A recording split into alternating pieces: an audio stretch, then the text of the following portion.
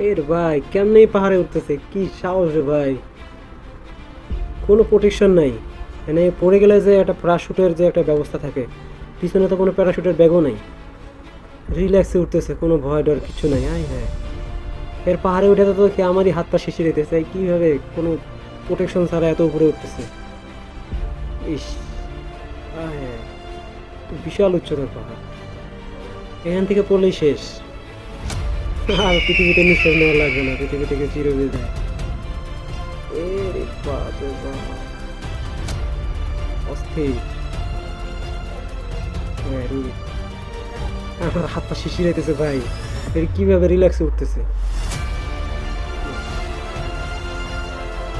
wow,